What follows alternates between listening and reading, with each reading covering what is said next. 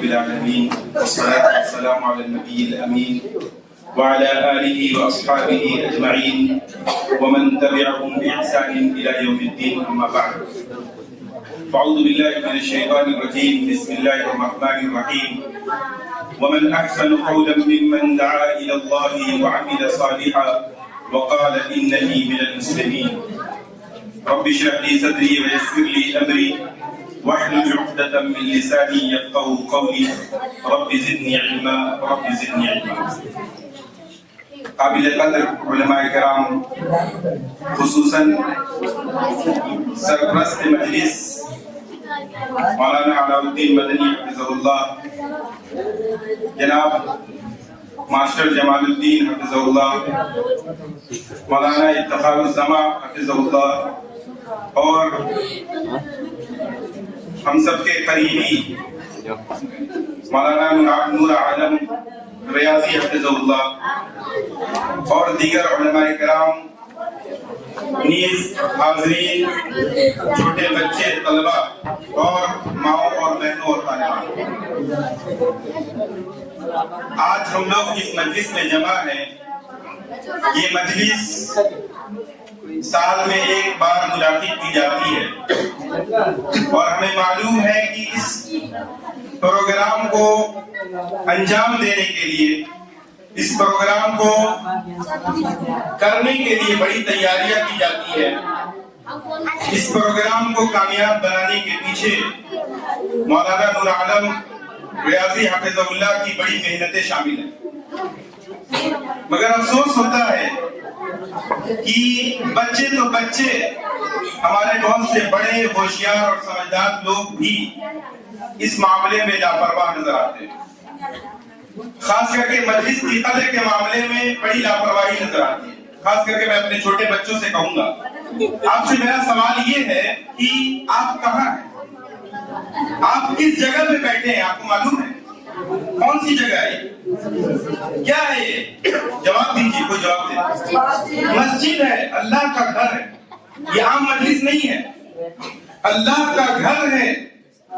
اللہ رب العالمین کے اس گھر میں جمع ہے جس گھر میں جمع ہونے کی فضیلت ہمارے مولانا نے ذکر کیا کہ جب ہم اس مسجد میں بیٹھتے ہیں، قرآن اور دین کی باتیں کرتے ہیں، اسلام کی باتیں کرتے ہیں، تو فرشتے ہمیں گھیر لیتے ہیں.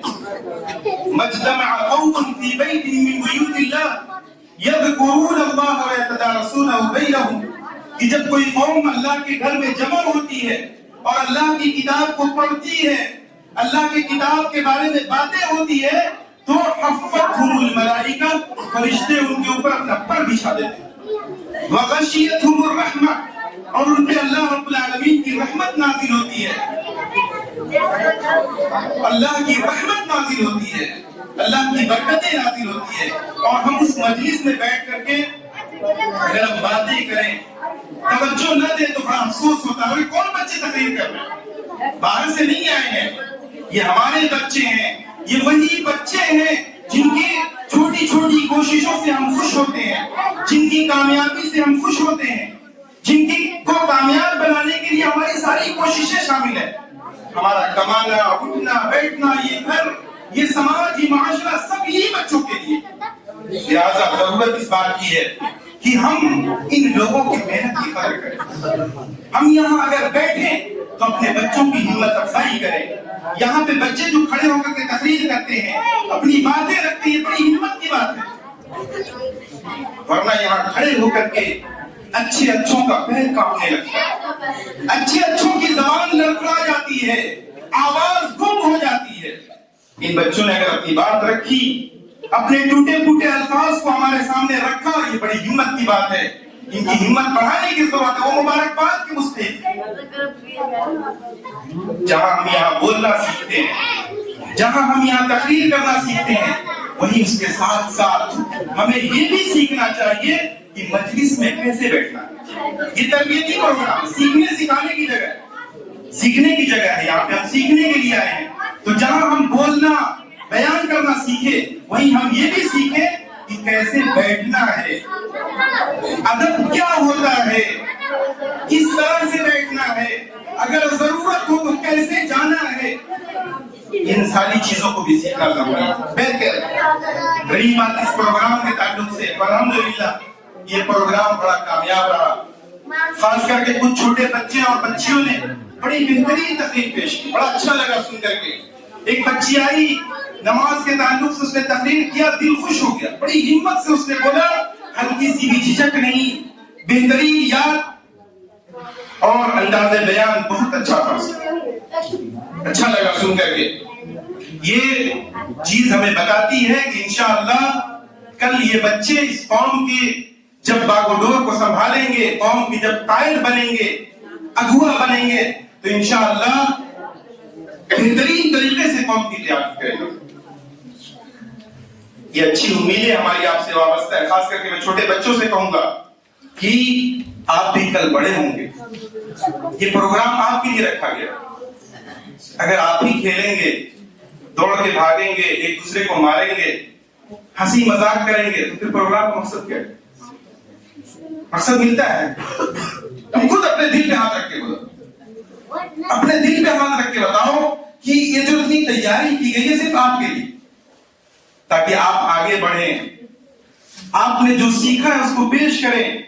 आपके माँ बाप जो आपके लिए इतनी मेहनत करते हैं, बाहर दूसरे मुल्कों में कमाते हैं, अपने यहाँ रह करके मेहनत करते हैं, धूप की गर्मी बर्दाश्त करते हैं, रात को सही से सो नहीं पाते, सुबह उठते हैं, खेत में निकल जाते हैं, मेहनत करते हैं। किस लिए? अगर उनको अपना पेट पालना हो तो अकेले पाल लेंगे, हमारे लिए। और हम हैं कि सिर्फ खेलने में लगे हुए हैं। यहाँ प्रोग्राम और इसमें भी बैठ करके हम लापरवाही के शिकार, ये तो अफसोस की बात है ना? गलत है कि नहीं? आप लोग बताइए, है ना गलत? अब ऐसा नहीं करेंगे इंशाअल्लाह। इंशाअल्लाह वादा कीजिए कि कभी भी किसी मजलिस में जाएंगे तो बिल्कुल इस तरह से बैठेंगे जैसे सर पे कोई परिंदा बैठा हो, हिलना भी नहीं है, बिल्कुल शांति के साथ, ताकि कुछ सीखना है। इतना वक्त हम लोग जो देते हैं, कुछ सीखना मकसद होता है। बहरहाल और कोशिश कीजिए कि अपने वालिदैन को भी पकड़ के लाइए, गार्जियन को भी लाइए। आप तकरीर कर रहे हैं तो आपके अब्बू अम्मी नहीं सुनेंगे तो फिर आपको खुशी नहीं मिलेगी। तो आपके अब्बू जो घर पे सोए हुए हैं उनको भी बुला के लाइए, नहीं जाने दीजिए। अगर जा रहे हैं तो पकड़िए, बैठाइए, नहीं बैठना है, प्रोग्राम खत्म हुआ तब जाना है। और बहुत बरकत की चीज है, आप गोया इबादत में, ये इबादत है जहां हंसी मतलब बहुत अच्छा लगता है, तफरीह होती है।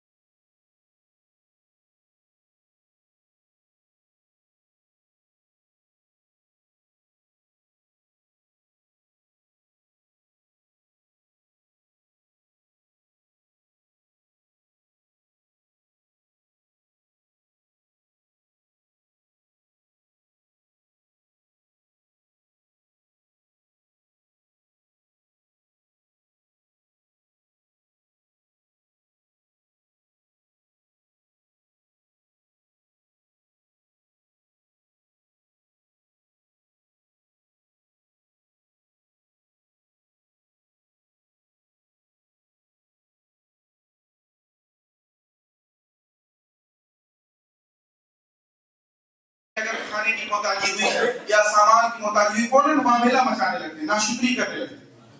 ایمان سے بڑھ کے کوئی دولت ہو سکتی ہے؟ کھانا نہیں تو کیا ہوا، کچھ دیر بھوکے رہ لیں گے، بھوکے رہنا تو انبیاء کی سنت ہے۔ ہمارے نبی بھی کئی وقت بھوکے رہا کرتے تھے۔ آپ نے سنا ہوگا کہ اللہ کے نبی صلی اللہ علیہ وسلم ایک بار سفر سے واپس آ رہے تھے، واپس آنے کے بعد آپ نے اپنی بیوی حضرت عائشہ رضی اللہ تعالیٰ عنہا سے کہا، آپ بھوکے تھے، سخت بھوک میں تھے، آپ نے کہا اے عائشہ گھر میں کچھ کھانے کے لیے ہے؟ حضرت عائشہ کہتی ہے کچھ نہیں ہے۔ حضرت عائشہ کہتی ہے کچھ نہیں ہے۔ اللہ کے نبی صلی اللہ علیہ وسلم غصہ نہیں ہوتے ہیں، ڈانٹتے نہیں ہیں۔ اللہ کے نبی صلی اللہ علیہ وسلم نے اس چیز کو بھی آپ نے عبادت بنا دیا۔ آپ نے کیا کہا؟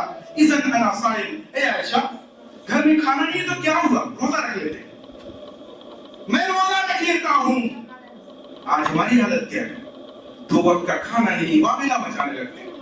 ارے اللہ کے بندو، اللہ نے جو ایمان دیا ہے، یہ ماحول دیا ہے، عبادت کا موقع دیا ہے، اس سے بڑھ کے کیا ہو سکتا ہے؟ ایک آخری بات ذکر کر کے اپنی بات ختم کروں گا، وہ یہ ہے کہ آج ہمارے پاس بڑی دولتیں، بڑی نعمتیں ہیں، مگر ہمیں معلوم نہیں۔ میں تو سوچا تھا کہ مولانا سوال پوچھ رہے تھے تو ایک سوال یہ بھی کیا جائے، بتا ہی دیتا ہوں، چاہے پوچھ لیتا ہوں کہ اس دنیا میں سب سے افضل کام کیا ہے؟ عبادات میں، جو عبادتیں ہیں، عبادات میں سب سے بہترین کام کون سا ہے؟ خیر کا لفظ ہے۔ دنیا اور دنیا میں پائی جانے والی ساری چیزوں میں سے سب سے بہتر چیز کیا ہے؟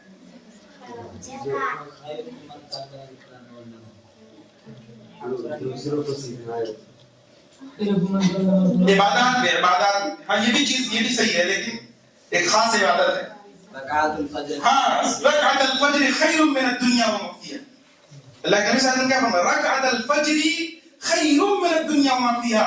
فجر کی جو 2 رکعت سنت ہے، یہ دنیا اور دنیا میں پائی جانے والی جتنی چیزیں، کروڑوں کی بلڈنگ ہو، بڑا بزنس ہو، بڑی بڑی پراپرٹی ہو، وہ کچھ بھی حیثیت نہیں رکھتی ہے 2 رکعت سنت کے سامنے۔ کتنا پڑھتے ہیں، کتنے ہم لوگ اس کے پابند ہیں، کیا ہم دھیان رکھتے ہیں اس کا؟ اتنی بڑی نعمت ہے ایمان۔ ایمان کے ساتھ ساتھ فجر کی 2 رکعت سنت۔ اور ایک اور آخری چیز ذکر کر کے اپنی بات ختم کروں گا، وہ یہ ہے کہ یہ جو سورہ فاتحہ ہے، الحمدللہ رب العالمین الرحمن الرحیم مالک یوم الدین، یہ پوری سورت جو ہمیں سے ہم چھوٹے چھوٹے بچے کو یاد، اس بچی کو بھی یاد ہوگا، اس بچی سارے لوگوں کو یاد، جانتے ہیں کیا ہے؟ یہ بہت بڑی دولت ہے، یہ بہت بڑی دولت ہے۔ جب سورہ فاتحہ نازل ہوا تو اس کے سبب نزول کیا ہے؟ اس کے نزول کا سبب یہ ہے کہ صحابہ اللہ کے نبی صلی اللہ علیہ وسلم کے پاس آئے اور اپنے صحابہ نے کہا غیر مشرک، غیر مومن ہے، مشرک نے بہت پیسے بڑی پریشان کر کے، خاص کر کے مولانا مادیت کے پیچھے پڑے ہوئے لوگ، دولت، مال، ہوس، اس کے پیچھے لوگ پڑے ہوئے ہیں۔ تو صحابہ بھی انسان تھے، صحابہ نے شکایت کیا کہ یہ جو کفار ہے بڑی دولت ہے ان کے پاس، ہمارے پاس تو کچھ نہیں ہے، کیا کریں؟ تو اللہ کے نبی صلی اللہ علیہ وسلم کو اللہ رب العالمین نے کہا کہ وَلَقَدْ آتَيْنَاكَ سَبْعًا مِّنَ الْمَثَانِي وَالْقُرْآنِ الْعَظِيمِ کہ اللہ کے نبی آپ کہہ دیجئے کہ میں نے اس سے بڑی چیز آپ کو دیا ہے۔ ارے وہ کیا ہے؟ اس سے بڑی چیز دیا، کیا ہے وہ بڑی چیز؟ سبعًا من المثانی، قرآن کی وہ 7 آیتیں جو بار بار پڑھی جاتی ہے، دہرائی جاتی ہے، ہر کسی کو یاد ہے، سورہ فاتحہ۔ سورہ فاتحہ کو اللہ رب العالمین نے دنیا کی سب سے عظیم چیز بتایا، ہمیں یاد ہے، مگر ہم کب پڑھتے؟ صرف نماز میں۔ نماز اس کے بغیر نہیں ہے، نماز میں پڑھنا ہے، اس کے ساتھ ساتھ صبح پڑھیں، شام پڑھیں، سر میں درد ہو پڑھیں، ہر چیز کی دوا ہے، ہر درد کی دوا ہے سورہ فاتحہ۔ ہماری مائیں بہنیں تھوڑا سا جن شیطان کی پریشانی آئی، تھوڑی سی لوگ تعویذ کرنے کی طرف چلے جاتے ہیں، بابا کے پاس کیا ضرورت ہے؟ سورہ فاتحہ سے بڑی دولت ہے کیا؟ سورہ فاتحہ اتنی بڑی دولت آپ کے پاس ہے، آپ اس کو پڑھیں، اپنے بچوں پہ دم کریں پڑھ کر کے۔ بچے اگر شرارت کر رہے ہیں، پریشان کر رہے ہیں، ان کے اوپر پڑھیں، ہر چیز میں پڑھیں، انشاءاللہ اللہ رب العالمین اس کے ذریعے آپ کی زندگی کو بدل دے گا، اور انشاءاللہ آخرت میں بھی آپ کو کامیابی نصیب فرمائے گا۔ بلکہ اس کے بارے میں اگر بات کیا تو بہت لمبی بات جائے گی۔ اللہ رب العالمین سے دعا ہے کہ العالمین آج جو ہم اس مجلس میں بیٹھے ہیں، اس مجلس کو ہمارے میں بیٹھنے کو ہماری طرف سے قبول فرما۔ اے اللہ ہم سے جو کمیاں کوتاہیاں رہ گئی، خاص کر کے اس بچوں کی طرف سے جو تھوڑی سی شور و شرابہ ہوا، اے اللہ اس کو معاف فرما۔ الہ العالمین تو ان کو صحیح سمجھ عطا فرما، اے اللہ ان کو مجلس کی قدر کرنے کی توفیق دے، الہ العالمین ان کی طرف سے جو کمیاں ہو گئی ان کمیوں کو معاف فرما، اور اے اللہ ہماری طرف سے بھی جو کمیاں ہو گئی ان کمیوں کو بھی معاف فرما، اے اللہ تو بہت بڑا معاف فرمانے والا ہے، الہ العالمین تو اس پروگرام کو منعقد کرنے والوں کو کی مدد فرما، اے اللہ ان کی طرف سے بھی اس پروگرام کو قبول فرما، الہ العالمین ان کے لیے اس کو صدقہ جاریہ بنا، آمین تقبل یا رب العالمین، وصلی اللہ وسلم علی نبینا محمد، السلام علیکم ورحمۃ اللہ وبرکاتہ۔